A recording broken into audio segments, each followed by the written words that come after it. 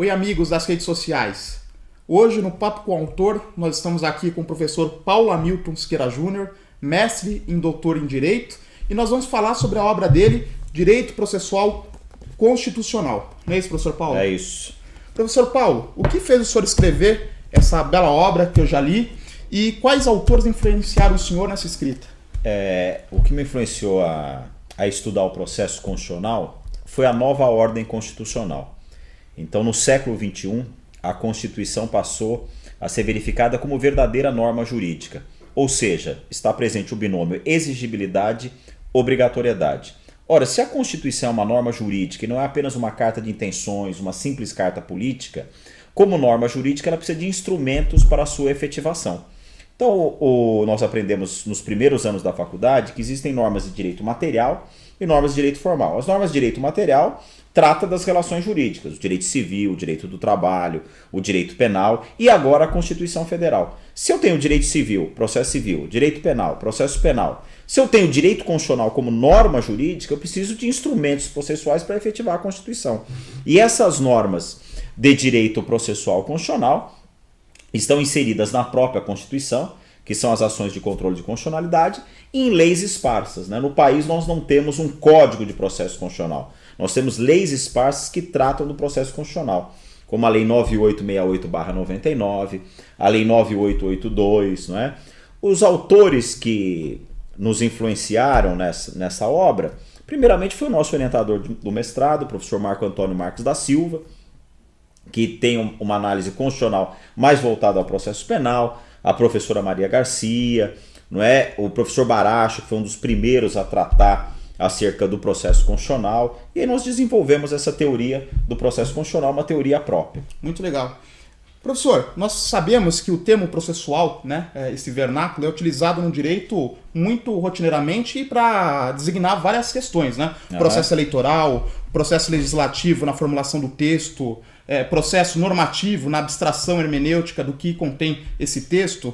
E como que o processo constitucional é aplicado hoje? É pelo Supremo Tribunal Federal, pelos juízes? Como que isso funciona?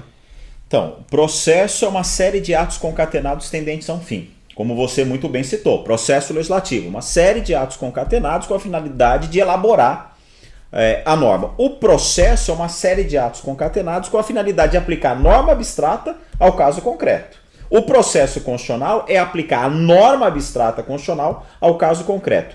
Quem é o juiz constitucional? Quem é responsável por aplicar a norma constitucional? Num primeiro plano, quem exerce a justiça constitucional no Brasil é o Supremo Tribunal Federal. O Supremo Tribunal Federal como guardião da Constituição. Então é o primeiro ator, não é, do processo constitucional, da chamada jurisdição constitucional. Mas pelo nosso sistema jurídico, o processo constitucional ele é aplicado por todo o Poder Judiciário. Ele é aplicado por qualquer juiz em qualquer grau de jurisdição. Controle difuso. Não é? Então, o juiz, quando ele defere um mandado de segurança, ele está exercendo a justiça constitucional. Porque o mandado de segurança é uma norma de direito processual constitucional.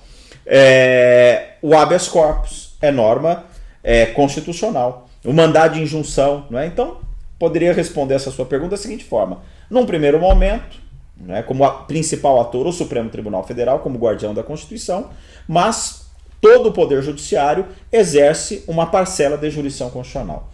Professor, para a gente seguir para o encerramento, as normas constitucionais são materiais ou podem ser formais, né? Estando na Constituição, todas são formalmente constitucionais, mas aquelas que regulam o Estado, dividem os seus poderes ou as suas funções, organicamente, os direitos fundamentais são materialmente constitucionais.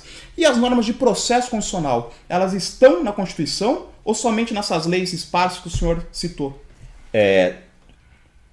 O direito processual, a fonte do direito processual é constitucional. Todo o direito processual está prevista no artigo 5º, porque o processo ele tem uma visão garantística, uma garantia. É o momento que eu tenho de me defender, de apresentar a minha versão dos fatos. Então, a norma básica processual está na Constituição, de qualquer processo. Devido ao processo legal, ampla defesa, contraditório, também assim é com o processo constitucional. A influência da Constituição no processo, que é o chamado direito constitucional processual, a influência da Constituição no processo.